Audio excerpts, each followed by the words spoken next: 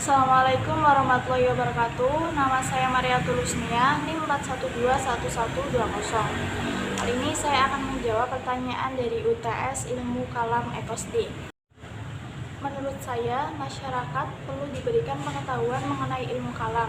Melihat pentingnya ilmu kalam dapat memperkuat fondasi keislaman kita. Dengan belajar ilmu kalam pula, kita dapat membedakan mana yang benar dan mana yang salah, mana yang buruk dan mana yang baik. Dan selanjutnya, ilmu kalam juga menjadi hal yang cukup penting untuk dibahas bagi mereka yang ingin memperdalam agama Islam, serta menjadi dasar untuk mengetahui perkembangan ilmu-ilmu Islam. Untuk kiranya perlu dibahas mengenai ilmu kalam dalam Islam agar tidak salah memahami dan menjadi pijakan yang benar untuk mempelajari Islam secara menyeluruh. Adapun manfaat yang dapat kita capai dengan kita mempelajari ilmu kalam, kita dapat mempertahankan kebenaran keyakinan ajaran agama Islam, serta dapat menolak segala pemikiran yang sengaja merusak atau menolak keyakinan Islam yang sering disebut dengan istilah bid'ah. Adapun metode yang dapat kita lakukan yaitu dengan metode dialektika atau dengan berdialog keagamaan. Ilmu kalam, filsafat, dan tasawuf mempunyai kemiripan objek kajian. Objek kajian ilmu kalam adalah ketuhanan dan segala sesuatu yang berkaitan dengannya. Objek kajian filsafat adalah masalah ketuhanan di samping masalah alam, manusia, dan segala sesuatu yang ada. Sementara objek kajian ilmu tasawuf adalah Tuhan, yakni upaya-upaya pendekatan terhadapnya. Dilihat dari aspek objeknya, ketiga ilmu tersebut membahas tentang masalah yang berkaitan dengan ketuhanan. Baik ilmu kalam, filsafat maupun tasawuf berurusan dengan hal yang sama, yaitu kebenaran. Ilmu kalam dengan metodenya sendiri berusaha mencari kebenaran tentang Tuhan dan yang berkaitan dengannya. Filsafat dengan wataknya sendiri pula berusaha menghampiri kebenaran, baik tentang alam maupun manusia yang belum atau tidak dapat dijangkau oleh ilmu pengetahuan karena berada di luar atau di atas jangkauannya atau tentang Tuhan. Sementara itu, tasawuf juga dengan metodenya yang tipikal berusaha menghampiri kebenaran yang berkaitan dengan perjalanan spiritual menuju Tuhan. Perbedaan di antara ketiga ilmu tersebut terletak pada aspek metodologinya. Ilmu kalam sebagai ilmu yang menggunakan logika, di samping argumentasi nakliyah, berfungsi untuk mempertahankan keyakinan agama Islam yang sangat tampak nilai-nilai apologinya. Pada dasarnya, ilmu ini menggunakan metode dialektika atau dikenal juga sebagai dialog keagamaan. Sebagai sebuah dialog keagamaan, ilmu kalam berisi keyakinan-keyakinan kebenaran agama yang dipertahankan melalui argumen-argumen rasional. Sementara itu, filsafat adalah sebuah ilmu yang digunakan untuk memperoleh kebenaran rasional. Metode yang digunakannya pun adalah metode rasional. Metode yang menghampiri kebenaran dengan cara menuangkan akal budi secara mengakar dan menyeluruh. Adapun ilmu tasawuf adalah ilmu yang lebih menekankan rasa daripada rasio. Ilmu tasawuf bersifat sangat subjektif, yakni sangat berkaitan dengan pengalaman seseorang. Di dalam pertumbuhannya, ilmu kalam berkembang menjadi teologi rasional dan teologi tradisional. Filsafat berkembang menjadi sains dan filsafat sendiri. Adapun tasawuf berkembang menjadi tasawuf praktis dan tasawuf teoritis. Pemikiran aliran Khawarij diantaranya: 1. Khalifah harus dipilih secara bebas oleh umat Islam. 2. Khalifah tidak harus dari keturunan Arab. 3. Khalifah dipilih secara permanen selama bersikap adil dan menjalankan syariat Islam. 4. Khalifah sebelum Ali adalah sah, tetapi setelah tahun ke-7 dari masa kekhalifahannya Utsman dianggap telah menyeleweng. 5. Seorang yang berdosa besar tidak lagi disebut muslim sehingga harus dibunuh. 6. Setiap muslim harus bergabung dengan mereka, bila tidak ia wajib diperangi. 7. Seorang muslim harus menghindar dari pemimpin yang menyeleweng. 8. Adanya wa'ad dan wa'id, yaitu orang baik harus masuk surga dan orang buruk harus masuk neraka. 9. Amar ma'ruf nahi mungkar. 10. Memalingkan ayat Al-Quran yang samar. 11. Al-Quran adalah makhluk. 12. Manusia bebas memutuskan perbuatannya, bukan dari Tuhan. Adapun dari pemikiran Murji'ah diantaranya tentang perilaku dosa besar, bahwa selama seseorang meyakini tiada Tuhan selain Allah dan Muhammad adalah Rasulnya, maka ia tetap dianggap mukmin. Iman adalah keyakinan dalam hati bahwa tiada Tuhan selain Allah dan Muhammad Shallallahu Alaihi Wasallam adalah Rasulnya. Pemikiran Jabariyah. 1. Manusia tidak mampu untuk berbuat apa-apa. 2. Surga dan neraka itu kekal. 3. Iman adalah ma'rifat atau membenarkan dalam hati. Dan keempat, kalam Tuhan adalah makhluk. Pemikiran aliran Qadariyah, yaitu manusia berkuasa atas perbuatan-perbuatannya. Adapun pemikiran Mu'tazilah ada 5. Al-usul al-khamsah, yaitu at-tauhid atau pengesaan Tuhan, al-adl atau keadilan, al-wa'ad wa al-wa'id, janji dan ancaman, al-amr bi al-ma'ruf wa an-nahy al-munkar atau menyuruh berbuat baik dan melarang berbuat buruk, dan al-manzilah bain al-manzilatain, yaitu posisi di antara dua posisi. Adapun pemikiran dari aliran Asy'ariyah, yaitu sifat Tuhan. Pandangan aliran Asy'ariyah mengenai sifat ketuhanan ialah mengakui zat Allah berbeda dari makhluk. 2. Kekuasaan Tuhan dan perbuatan manusia. Aliran Asy'ariyah sendiri meyakini manusia tidak memiliki kekuasaan untuk menciptakan sesuatu kecuali dengan adanya daya dan upaya dari Allah. Ketiga, keadilan Tuhan. Aliran Asy'ariyah berpandangan bahwa penentuan nasib manusia di akhirat merupakan hak mutlak Allah untuk menentukan hal itu dengan segala kekuasaannya. 4. Melihat Tuhan di akhirat.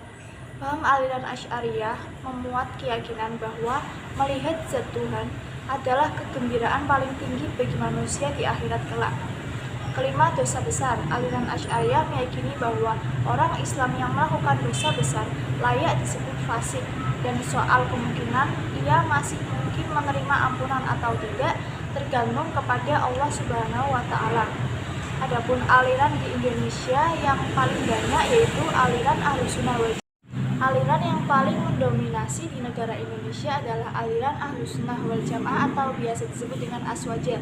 Alasannya karena pemahaman teologi Aswaja ini sudah diyakini sebagian besar oleh umat Islam sebagai pemahaman yang benar yang telah diajarkan oleh Nabi Muhammad SAW kepada sahabat-sahabatnya.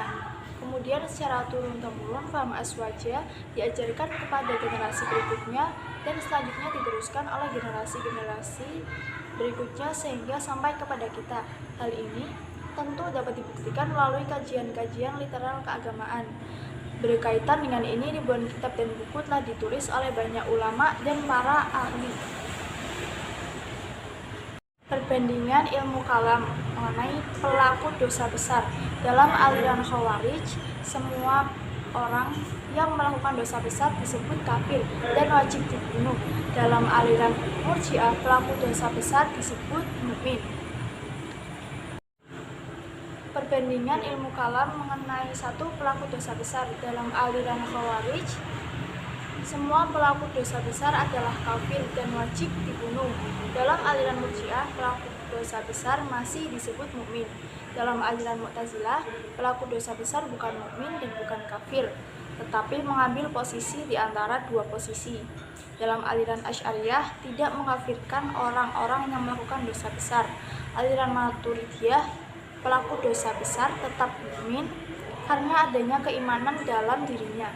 Aliran Syiah Zaidiyah percaya bahwa orang yang melakukan dosa besar akan kekal dalam neraka. Kemudian iman dan kufur. Aliran Khawarij memandang masalah iman dan kufur lebih bertendensi politik ketimbang ilmiah teoritis. Menurutnya, iman tidak semata-mata percaya kepada Allah. Mengerjakan segala perintah kewajiban agama juga merupakan bagian dari keimanan. Oleh karena itu, Khawarij menganggap kafir bagi siapapun yang beriman kepada Allah dan Muhammad Rasulnya, namun tidak melaksanakan perintah kewajiban agama dan malah melakukan dosa besar.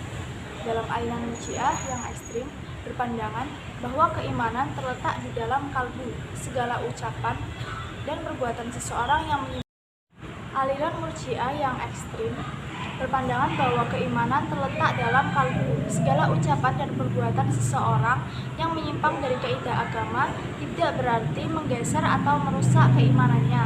Bahkan keimanannya masih sempurna dalam pandangan Tuhan. Aliran Mu'tazilah berpendapat bahwa iman bukanlah tasdik. Menurut Abdul Al-Jabbar, iman bukanlah tasdik, bukan ma'rifah, tetapi amal yang timbul sebagai akibat dari mengetahui Tuhan. Dalam aliran Asy'ariyah mendasarkan pada pendapat Al-Asy'ari bahwa iman adalah tasdik bi Allah atau membenarkan kabar tentang adanya Allah. Dalam aliran Maturidiyah, Bukhara sependapat dengan Asy'ariyah. Sejalan dengan pendapat mereka bahwa akal tidak dapat sampai kepada kewajiban mengetahui adanya Tuhan. Iman tidak bisa mengambil bentuk ma'rifah atau amal, tetapi haruslah merupakan tasdik. Kemudian perbuatan terhadap manusia dan Tuhan. 1. Perbuatan Tuhan meliputi kewajiban-kewajiban Tuhan terhadap manusia. Aliran Mu'tazilah berpendapat bahwa Tuhan mempunyai kewajiban-kewajiban terhadap manusia yang dapat disimpulkan dalam satu kewajiban, yaitu kewajiban berbuat baik dan terbaik bagi manusia. Dalam aliran Asy'ariyah menolak paham Tuhan mempunyai kewajiban karena bertentangan dengan paham kekuasaan dan kehendak mutlak Tuhan. Dalam aliran Maturidiyah, golongan Bukhara sepaham dengan Asy'ariyah tentang tidak adanya kewajiban-kewajiban bagi Tuhan. Kemudian kedua, berbuat baik dan terbaik. Aliran Mu'tazilah memilih salah satu keyakinan yang penting terkenal dengan termnya, yakni kewajiban Tuhan berbuat baik, bahkan yang terbaik bagi manusia. Aliran Asy'ariyah tidak dapat menerima paham ini karena bertentangan dengan paham kekuasaan dan kehendak mutlak Tuhan. Aliran Maturidiyah, kedua golongannya tidak menerima paham Mu'tazilah. Kemudian 3. Beban di luar kemampuan manusia. Aliran Mu'tazilah tidak menerima paham bahwa Tuhan dapat memberikan kepada manusia beban yang tak dapat dipikul karena bertentangan dengan pahamnya tentang keadilan Tuhan. Dalam aliran Asy'ariyah yang percaya pada kekuasaan mutlak Tuhan dan berpendapat bahwa Tuhan tak mempunyai kewajiban apa-apa, dapat menerima paham pemberian beban yang di luar kemampuan manusia. Aliran Maturidiyah, golongan Bukhara sependapat dengan Asy'ariyah. Kemudian keempat, pengiriman Rasul. Aliran Mu'tazilah menganggap pengiriman Rasul-Rasul tidak begitu penting karena menurut mereka bahwa akal dapat mengetahui hal-hal tentang alam gaib. Dalam aliran Asy'ariyah menganggap pengiriman Rasul-Rasul mempunyai arti yang besar, di mana mereka banyak bergantung pada wahyu untuk mengetahui Tuhan dan alam gaib. Dalam aliran Maturidiyah, golongan Bukhara sependapat dengan Asy'ariyah bahwa pengiriman Rasul-Rasul tidak bersifat wajib dan hanya bersifat mungkin. Kelima, janji dan ancaman. Aliran Mu'tazilah menetapkan janji dan ancaman. Aliran Asy'ariyah dengan keyakinannya tentang kuasaan dan kehendak mutlak Tuhan serta menentang tidak adanya kewajiban-kewajiban bagi Tuhan. Dalam aliran Maturidiyah, tidak mungkin Tuhan melanggar janjinya untuk memberi upah kepada orang yang berbuat baik. Kemudian kedua, perbuatan manusia. Aliran Jabariyah ekstrim berpendapat bahwa segala perbuatan manusia bukan merupakan perbuatan yang timbul dari kemauannya sendiri, tetapi perbuatan yang dipaksakan atas dirinya. Dalam aliran Qadariyah menyatakan bahwa segala tingkah laku manusia dilakukan atas kehendak sendiri. Aliran Asy'ariyah menempatkan manusia pada posisi yang lemah, sehingga aliran ini lebih dekat dengan paham Jabariyah. Aliran Maturidiyah berpendapat bahwa kehendak dan daya manusia dalam arti kata sebenarnya, bukan dalam arti kiasan. Kemudian sifat-sifat Tuhan. Aliran Mu'tazilah berpendapat bahwa Tuhan tidak mempunyai sifat. Aliran Asy'ariyah berpendapat bahwa mereka dengan tegas mengatakan bahwa Tuhan mempunyai sifat. Dengan aliran Maturidiyah, golongan Bukhara juga mempertahankan kekuasaan mutlak Tuhan, berpendapat bahwa Tuhan mempunyai sifat-sifat. Kemudian 5, kehendak mutlak dan keadilan Tuhan. Aliran Asy'ariyah bahwa berpendapat bahwa kehendak Allah itu mutlak. Jadi semua perbuatan Allah itu tidak dapat dikatakan zalim. Dalam aliran Mu'tazilah dan Maturidiyah berpendapat sebaliknya